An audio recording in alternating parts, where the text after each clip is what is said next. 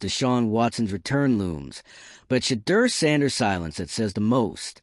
While the Browns churn through quarterback plans and reshuffle reps, Sanders waits, undeniably talented, visibly unshaken and wholly benched. It's not a demotion, it's a blueprint. The organization's strategy to delay his debut mirrors the NFL's old-school approach. Let future stars learn the shadows, while the spotlight blinds someone else. Sanders isn't just being sidelined, he's being groomed. This isn't negligence. It's an investment. And when the noise quiets, the one who studied longest may speak the loudest. If you're into the real story and all the messy twists they don't show on highlight reels, go ahead and subscribe. And if you're sticking around to see how this Browns QB chaos plays out, you should definitely be subscribed. This hidden benefit of waiting isn't new, but rarely has it felt this intentional. Every rep Gabriel takes and every snap Watson reclaims adds pressure to the moment Sanders is finally called up. But the longer he waits, the sharper he becomes. If Cleveland's bet pays off, Sanders' eventual rise could be less about righting a wrong and more about revealing a plan that was always in motion. Mary Kay Cabot's recent defense of Kevin Stefanski's quarterback decision didn't just raise eyebrows. It lit the fuse. For fans already frustrated with the Cleveland Browns quarterback carousel, hearing the most trusted insider in the building throw her weight behind keeping Dillon Gabriel as the starter felt like a slap in the face. Not because it was shocking, because it confirmed the worst suspicions. That the Browns are more focused on protecting their organizational pride than putting their most talented quarterback on the field. Shedeur Sanders, a Heisman Trophy winner and once top draft prospect, is still sitting, still waiting, still sidelined while a struggling third-round rookie is treated like the chosen one.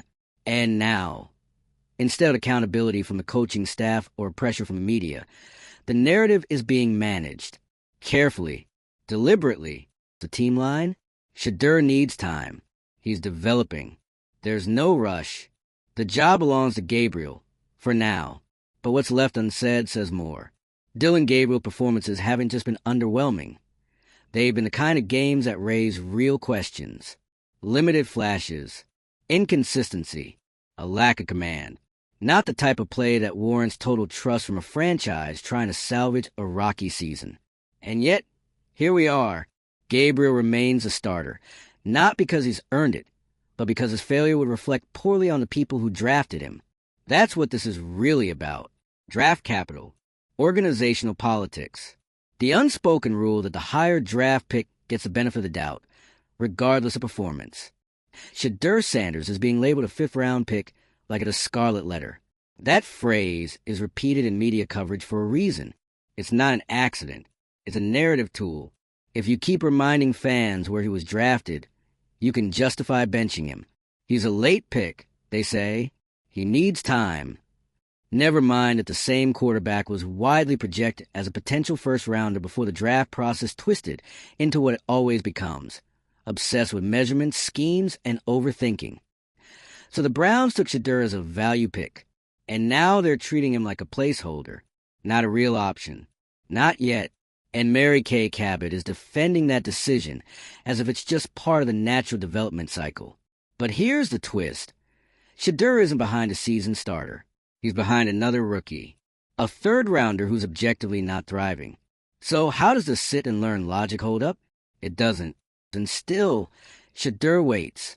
He's doing everything right. No drama, no complaints, no leak frustrations. Just practice, preparation, and professionalism, the kind of behavior teams claim to love. But when it comes time to reward that effort, silence.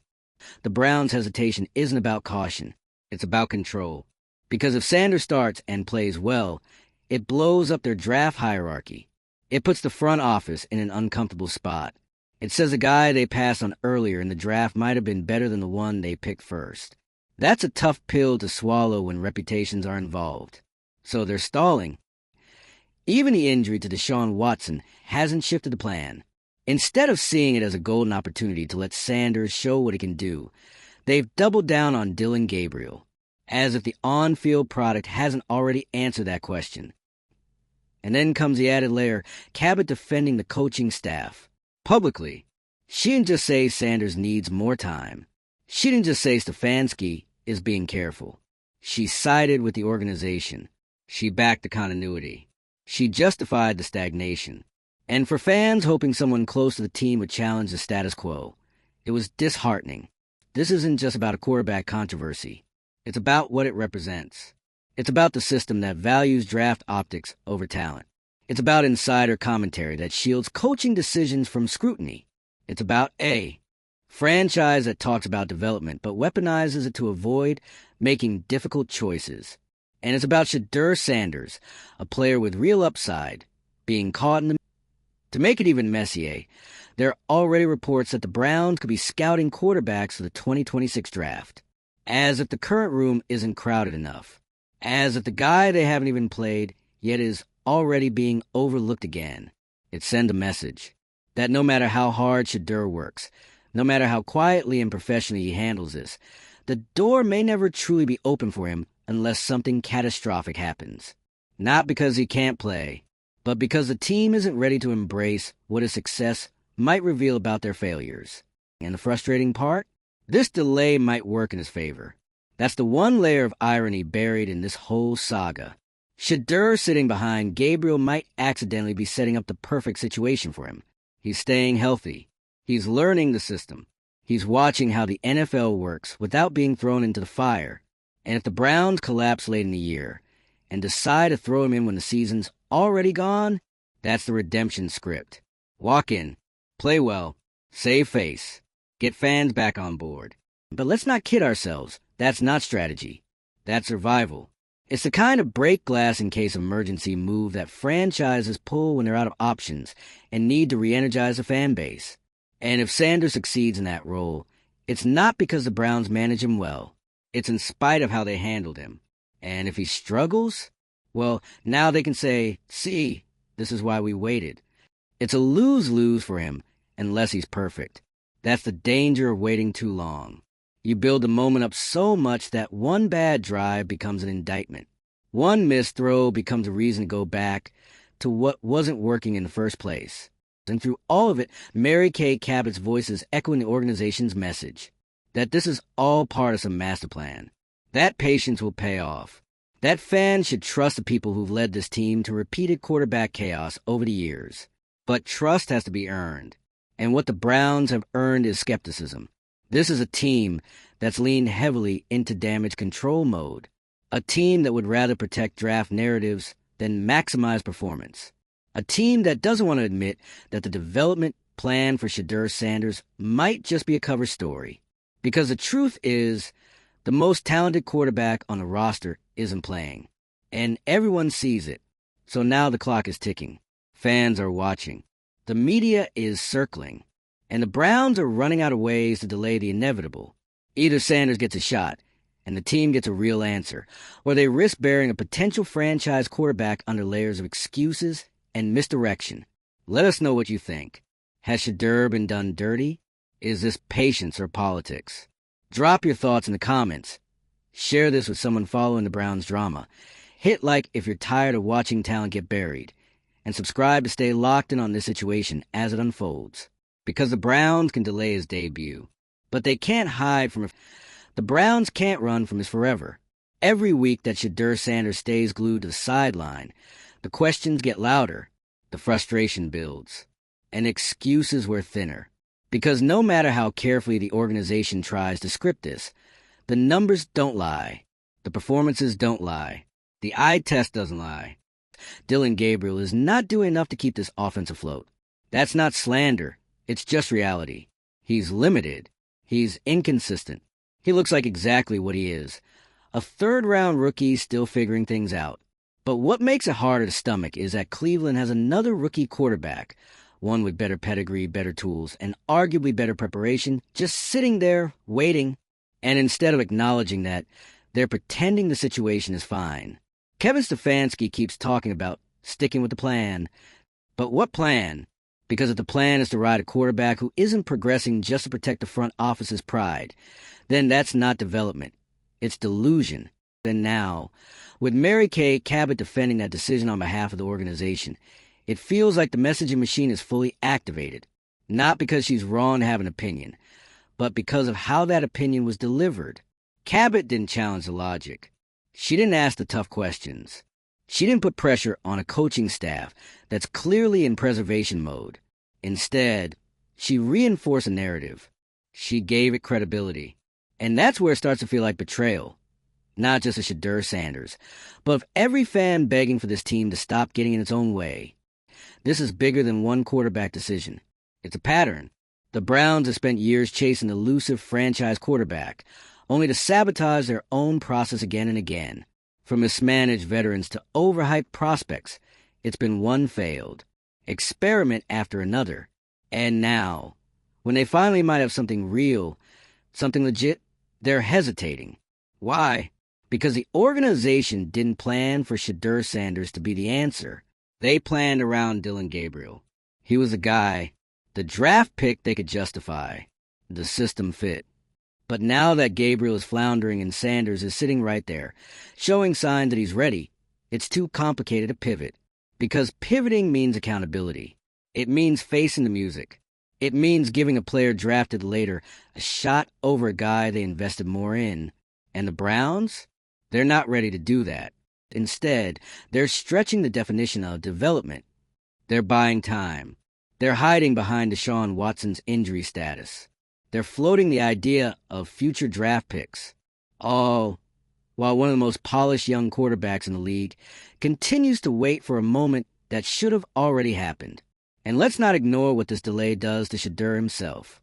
It's not just about lost playing time. It's about the pressure it creates. Every week he doesn't play, the stakes for his debut get higher. The expectation becomes overwhelming. The moment is no longer about learning. It becomes a referendum. And that's not fair, because the longer they wait, the less room there is for normal growing pains. If he struggles even slightly, the organization can say, "See? He wasn't ready." But if they had just started him earlier, let him develop on the field, let him build momentum gradually, none of that pressure would exist. It would just be a rookie growing into the role. But now it has to be perfect, because they built this up like a reveal, not a transition. Meanwhile, they've floated the idea of looking at quarterbacks in the 2026 draft. Think about that. They got a Heisman-winning rookie on their roster, and they're already scouting new ones. That's not just insulting. That's irresponsible. If the front office is already planning its next move without giving this one a real chance, what does that say about their ability to evaluate talent at all? And what message does that send to the locker room? That performance doesn't matter. Only position? Players see this. They know what's going on. And fans definitely know what's going on. The Browns can push whatever message they want through media outlets, but they can't gaslight the people who watch every game, who break down every throw, who know what potential looks like when they see it. They've seen Shedeur Sanders succeed. They've seen him dominate in college. They know what he's capable of. So when they're told to be patient while watching another quarterback sputter every week, and still, Shedeur remains silent, professional, focused. He hasn't caused a stir. He hasn't fed the media. He hasn't forced anyone's hand. He's done his job, trusted the process, and stayed ready. And somehow, that's being used against him. Because in this organization, quiet players are easy to overlook. They don't disrupt the narrative. They don't create urgency. So they're easy to manage, easy to delay, easy to excuse. But that patience is a cost. Shedeur is missing live reps. He's missing rhythm. He's missing chemistry with the offense. And while the Browns pretend it's all part of a master plan, the clock is ticking on this season, on this window, on this player's growth. And here's the truth they don't want to admit. Shedeur Sanders might already be the best quarterback on the roster. That includes Dillon Gabriel. That includes a post-injury Deshaun Watson. And that's exactly why they're hesitant. Because if they unleash him, and he plays like people expect him to, the house of cards falls. The excuses crumble. The draft decisions get questioned. And the people at the top have to answer for why it took so long. They don't want that smoke. So they hide behind media allies. They lean on talking points. They delay and delay and delay.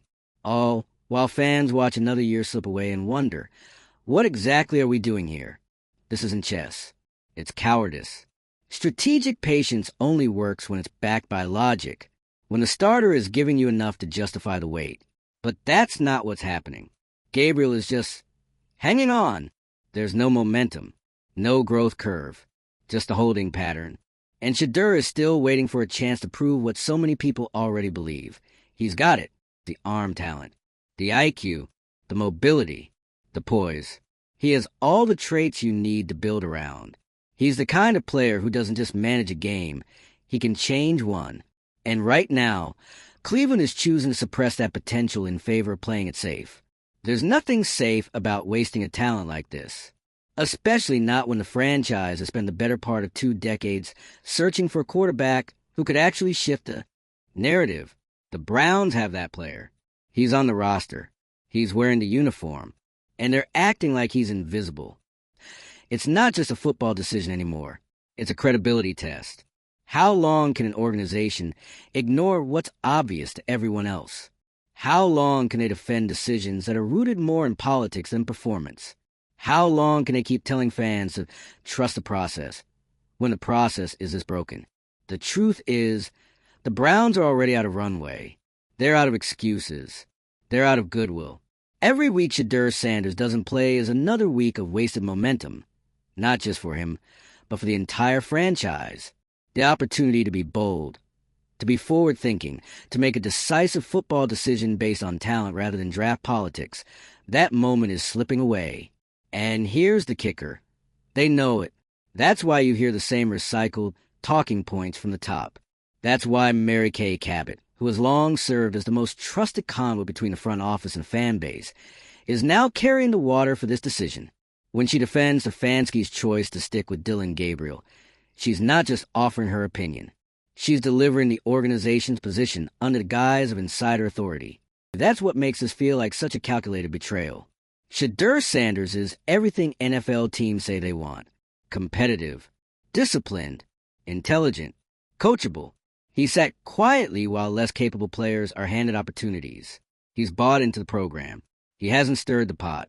And this is a reward? Being branded as not ready without a fair shot, while fans are asked to accept it as part of grand design. Let's stop pretending. The Browns didn't plan this out as a long-term development arc for Sanders. This isn't some Mahomes-style redshirt season. This is a franchise that didn't think they'd have to deal with the question at all. They thought Dillon Gabriel would be just competent enough to avoid controversy. They thought Shedeur's draft position would keep expectations in check. They thought fans would be too distracted by Deshaun Watson's injury updates to notice. But fans noticed. And the tape doesn't lie. Gabriel isn't the guy. Maybe he'll grow into a decent backup. Maybe he'll have a long career in the league as a serviceable second option. But you don't build a franchise around serviceable. And you definitely don't bench a potential star to protect a third-round pick's development. This is where Cleveland finds itself, yet again, afraid to make the bold move. Afraid to admit they got the order wrong. Afraid to disrupt their internal hierarchy. That's not leadership. That's self-preservation. It's even more ironic when you consider the optics. This organization has prided itself in the past few years on being analytically driven, forward-thinking. Yet when it comes to arguably the most important position in sports, they're stuck in old-school draft bias. They're making emotional decisions under the disguise of strategic patience. Shedeur. And in that process, they're suffocating one of the most promising rookie quarterbacks in the league. Shedeur Sanders isn't some project. He's not raw. He's not some late-round sleeper you hope can learn to throw a spiral. He's already shown everything you want to see. Elite decision-making, NFL-level accuracy, mobility, leadership, and poise under pressure. He was raised for this. Literally. Coached by a Hall of Famer. Battle-tested in high-pressure games. Groomed for this moment. So why is he still waiting? Because admitting Shedeur might be the better quarterback means admitting the process wasn't perfect. And for this Browns regime, that's off limits. So instead, they push the patience narrative. They float future plans involving veteran quarterbacks. They signal interest in drafting a QB again in 2026. Just think about how wild that is. They're talking about more quarterbacks without even giving this one a chance. That's not strategy. That's panic hiding behind politeness. They're treating Shedeur like a problem to manage instead of a solution to unleash. And the clock is ticking. Eventually, this team is going to run out of ways to justify not playing him. At some point, whether it's due to another Gabriel flop, a Watson regression, or pure public pressure, they'll turn to Sanders. And when they do, the spotlight will be nuclear. Every throw, every decision, every touchdown, and every mistake will be magnified because the organization waited so long to give him the keys. That's the weight they put on his shoulders by stalling. And if he struggles early, they'll say, "This is why we waited." If he succeeds, they'll say, "See, the plan worked." Either way, the Browns get control of the story. And that's the most frustrating part. Because everyone knows this isn't about football. This is about narrative. About who gets credit. About who gets blamed. Meanwhile, Shedeur's development is being politicized in real time. Fans can see through it. They're not buying the spin anymore. They've seen this pattern before. Draft picks protected. Promising players mismanaged. Opportunities delayed in the name of caution. Only to lead to regret when it's too late to turn back. This doesn't have to be that story. It can still change. But not if Mary Kay Cabot and others in her position keep cushioning every bad decision with insider reassurance. Not if the team continues to put organizational pride over performance. And not if Shedeur Sanders keeps getting judged by the round he was drafted in instead of what he's shown on the field. The Browns have a decision to make. Keep stalling. Keep protecting their image. Keep losing. Or embrace the opportunity in front of them and let a real competitor step into the spotlight. We know what the right choice is. The fans know it. The locker room probably knows it. The only question is whether Cleveland's decision-makers are willing to admit they've been wrong, or they'd rather let another potential franchise quarterback go to waste out of fear of the fallout. Let us know where you stand. Should Shedeur Sanders be starting right now? Or do you think the Browns are justified in sticking with Gabriel despite the struggles? Drop your thoughts in the comments. Like this video if you're tired of the Browns playing scared. Share it with someone who's ready to see a change under center. And subscribe to stay up to speed on every twist and turn of this quarterback soap opera. Because if this is the Browns playing chess, it's time someone reminded them the clock's ticking and the board's burning.